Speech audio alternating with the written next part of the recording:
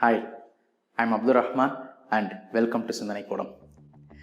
COVID-19 மூலமாக create ஆகக்கூடிய mental stress பற்றியும் அதுக்கு கவர்மெண்ட் என்ன மெஷர்ஸ்லாம் எடுக்கலாம் அப்படிங்கிறத பற்றியும் லாஸ்ட் வீடியோவில் டீட்டெயில்டாக டிஸ்கஸ் பண்ணியிருந்தோம். இந்த மென்டல் ஸ்ட்ரெஸ்ஸை நாம் ஓவர் கம் பண்ணுறதுக்கு என்னென்னலாம் செய்ய முடியும் அப்படிங்கிறத அடுத்த வீடியோவில் சொல்கிறதா இருந்தோம்.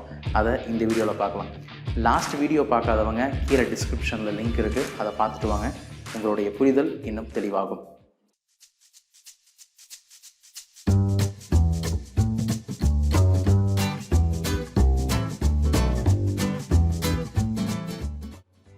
நம்ம எல்லாருக்குமே தெரியும், எண்ணம் போல் வாழ்க்கை அப்படின்ட்டு. நல்லது நினச்சா நல்லது நடக்கும், கெட்டது நினச்சா கெட்டது நடக்கும். அதாவது நல்லதை விரும்பினா தான் நல்லது நடக்கும். தொடர்ந்து கெட்டதையே விரும்பிட்டு இருந்தால் எப்படி நல்லது நடக்கும்? யாராவது ஒருத்தர் நம்மக்கிட்ட வந்து எப்படி இருக்கீங்க, நல்லா இருக்கீங்களா அப்படின்னு கேட்டால் நம்ம என்ன சொல்கிறோம்? எங்கேங்க வாழ்க்கை அப்படியே போகுதுங்க, நான் ஏதோ இருக்கேங்க அப்படின்னு ஆரம்பித்து இருக்கிற எல்லா கஷ்டத்தையும் கொட்டி தீர்த்துடுறோம். இதில் நடுவில் சில விஷயங்கள்லாம் கொஞ்சம் எக்ஸாஜரேட் பண்ணி வேறு லெவலில் பில்டப் பண்ணி வர சொல்லிடுறோம். இதெல்லாம் ஏன் தெரியுமா சொல்கிறோம்? நமக்கு எப்பயுமே ஆறுதலான வார்த்தைகள் தேவைப்படுது. நம்ம மனசு எப்பயுமே ஆறுதலை தேடிக்கிட்டே இருக்குது. ஏன்னா நம்ம மனசு எப்பயுமே ஒரு கவலையில் இருந்துக்கிட்டே இருக்கு. ஒரு பிரச்சனை வாழ்க்கையில் இருக்குது அப்படின்னா நம்ம கவலைப்படுறோம். ஓகே, பிரச்சனை தீர்ந்தோடனே சந்தோஷப்படணும்ல, நம்ம சந்தோஷப்படுறதில்ல. வேற ஒரு பிரச்சனையை எடுத்து வச்சு கவலைப்பட ஆரம்பிச்சிடறோம். அந்த பிரச்சனை முடிஞ்சவொடனே வேற ஒன்று எடுத்து கவலைப்பட ஆரம்பிச்சிடும். இப்படி ஒன் பை ஒன் கவலைப்பட்டுக்கிட்டே இருக்கும். பிரச்சனைகள் தீருது, கவலை தீர்ந்த பாடில்லை. கவலையோட இயல்பு என்னன்னா நம்மளை கவலையிலேயே இருக்க வைக்கிறது தான். கவலை ஒரு போதை மாதிரிங்க. நம்ம எந்த அளவுக்கு கவலைப்படுறோமோ அந்த அளவுக்கு அதுக்கு அடிமையாயிருவோம். எந்த அளவுக்கு கவலைக்கு அடிமையாக இருக்குமோ அந்த அளவுக்கு நமக்கு மன அழுத்தம் உண்டாகும்.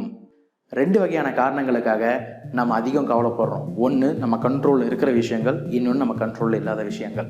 இந்த COVID-19, lockdown, government rules and regulations, medical treatment, economical crisis, job loss, business issues, இது எல்லாமே நம்ம கண்ட்ரோலில் இல்லாத விஷயங்கள், நம்மளை மீறி நடக்கக்கூடிய விஷயங்கள். இதை நினச்சி கவலைப்படுறதுனால எந்த பிரயோஜனமும் கிடையாது. ஏன்னா இதில் நம்மளால் எதுவுமே செய்ய முடியாது, இதை நம்மளால் மாற்ற முடியாது. அப்போ நாம் என்ன பண்ண முடியும்? நம்ம கண்ட்ரோலில் இருக்கிற விஷயங்கள் என்னங்கிறது தெரிஞ்சுக்கிட்டு அதை மாற்றுறதுக்கு முயற்சிக்கணும். அப்போது நம்ம கண்ட்ரோலில் இருக்கிற விஷயம் என்ன தெரியுங்களா? ஒன்றே ஒன்று தான். நம்ம கண்ட்ரோலில் நாம் மட்டும்தான் இருக்கோம். நாம் நம்மளை தான் மாற்றிக்க முடியும். எதிரில் இருக்கிறதெல்லாம் மாற்ற முடியாது. நாம் நம்மளை மாற்றிக்க நம்மளை சுற்றி இருக்கிற விஷயங்கள் ஆட்டோமேட்டிக்காக மாற ஆரம்பிச்சிடும். இதுதான் லைஃபோட தியரி. உங்களை மாற்றிக்கிறது அப்படின்னா எங்கிருந்து ஆரம்பிக்கிறது? அன்போஸ்டட் லெட்டர்னு ஒரு புக்குங்க. அதில் ஒரு சூப்பர் எக்ஸாம்பிள் ஒன்று சொல்லியிருப்பாங்க. ஒரு மேரிட் கப்புள் அவங்க ஃபஸ்ட் இயர் மேரேஜ் ஆனிவர்சரியை செலிப்ரேட் பண்ணுறதுக்காக தேடி கண்டுபிடிச்சி ஆசையாக ஒரு கார் ஒன்று வாங்குவாங்க. அன்னைக்கு நாள் பூரா காரில் ஜாலியாக சுற்றுவாங்க. பார்க் போவாங்க, பீச் போவாங்க. என்டையர் டேவும் அவ்வளோ செலிப்ரேட் பண்ணுவாங்க, அவ்வளோ மெமரிஸை க்ரியேட் பண்ணுவாங்க. ஈவினிங் வந்து காரை வீட்டுக்கு முன்னாடி பார்க் பண்ணிவிட்டு போய் நைட்டு தூங்கிட்டு அடுத்த நாள் காலையில் எழுந்துச்சி வந்து பார்க்குறாங்க. அவங்களுக்கு ஒரு பெரிய அதிர்ச்சி காத்துட்ருக்கு. கார் அந்த இடத்துல இல்லை, திருடு போயிடுச்சு. ஹஸ்பண்ட் அண்ட் ஒய்ஃப் 2 பேருமே உடஞ்சி போயிடுறாங்க.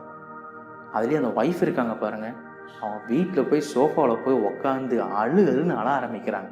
தேம்பி அழுகுறாங்க. அவங்களால அவங்க அழுகையை கண்ட்ரோல் பண்ணவே முடியல.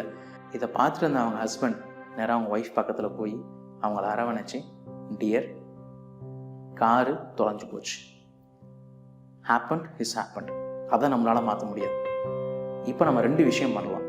ஒன்று, தொலைஞ்சு போன காரியை திரும்ப நினச்சி அழுது புலம்பி கவலையிலே இருக்கலாம்.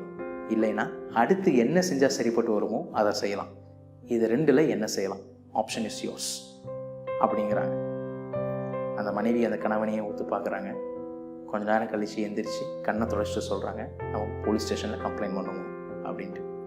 கம்ப்ளைண்ட் கொடுக்குறாங்க. ஒரு 2 months கழித்து போலீஸ் ஸ்டேஷன்லேருந்து ஃபோன் வருது, காரு கிடச்சிருச்சு அப்படின்னு. இப்போ கணவன் செம்ம எக்ஸைட்மெண்ட், செம்ம ஹாப்பி. ஏன்னா மோஸ்ட் இம்பார்ட்டன்ட் திங்கில் அந்த காரு, அது அவங்களுக்கு கிடச்சிருச்சு. போய் காரை ரிசீவ் பண்ணிவிட்டு திரும்பி ஜாலியாக வந்துட்டுருக்கிறாரு. வர வழியில் ஒரு ஆக்சிடெண்ட். ஒரு ட்ரக்கு மேலே காரு மோதி முன்னாடி டேமேஜ் ஆயிடுச்சு. இவர் மனசு உடஞ்சி போச்சு. அதே கவலையிலேயே வீட்டுக்கு வர்றாரு. காரை ஓரமாக பார்க் பண்ணிவிட்டு அந்த சோஃபாவில் போய் உக்காடுறாரு. இப்போ அவர் பயங்கர எமோஷனில் இருக்கார்.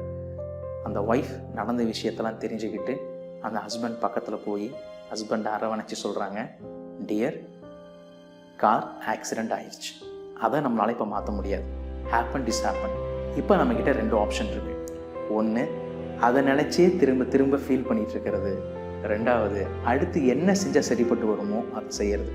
இது 2ல் எது பண்ணலான்னு நீங்கள் தான் சொல்லணும். இந்த ஆப்ஷன் இஸ் யோர்ஸ் அப்படிங்கிறாங்க. அந்த கணவன் கொஞ்ச நேரம் அமைதியாக இருந்துட்டு எந்திரிச்சு கார் நேரம் மெக்கானிக் ஷெட்டுக்கு எடுத்துகிட்டு போகிறார். இதே மாதிரி தாங்க நம்ம லைஃப்பில் ஏதோ ஒரு ப்ராப்ளம் வந்துச்சுன்னா நம்ம இடிஞ்சு போய் உட்காந்துடுறோம். அடுத்து என்ன செய்யலாம் அப்படின்னு நம்ம யோசிக்கிறதே கிடையாது. அப்போது ப்ராப்ளம் வந்தால் ஃபீல் பண்ணக்கூடாதா, வருத்தப்படக்கூடாதா?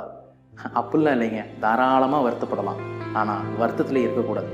இப்போது வீட்டில் பால் காய வைக்கிறோம், பால் பொங்கிருச்சு, என்ன பண்ணுறோம், அச்சோ அப்படின்னு போய் பதட்டத்தில் நின்றுறோமா?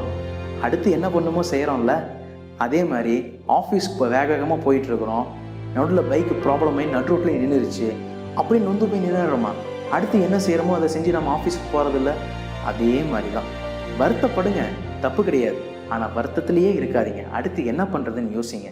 உங்கள் லைஃப்பில் நிறைய ப்ராப்ளம்ஸ் இருக்குது.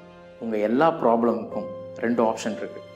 ஒன்று, அந்த ப்ராப்ளம் பற்றியே திரும்ப திரும்ப அழுது புலம்பி வருத்தப்பட்டு கவலையிலேயே இருக்கிறது. இல்லைன்னா அடுத்து என்ன செஞ்சால் சரிப்பட்டு வருமோ அதை செய்கிறது. எது செய்யணுங்கிறத நீங்கள் தான் முடிவு பண்ணணும். இந்த ஆப்ஷன் இஸ் யோர்ஸ். இந்த உலகத்தில் கெட்டது அதிகமாக இருக்குன்னா நல்லது யார் அதிகம் பகிர்றதில்லன்னு அர்த்தம். இந்த வீடியோவை லைக் பண்ணுங்கள், கமெண்ட் பண்ணுங்கள், ஷேர் பண்ணுங்கள். முக்கியமாக சிந்தனை கூடத்துக்கு சப்ஸ்கிரைப் பண்ணுங்கள். நன்மையை கொண்டு தீமையை தடுப்போம்.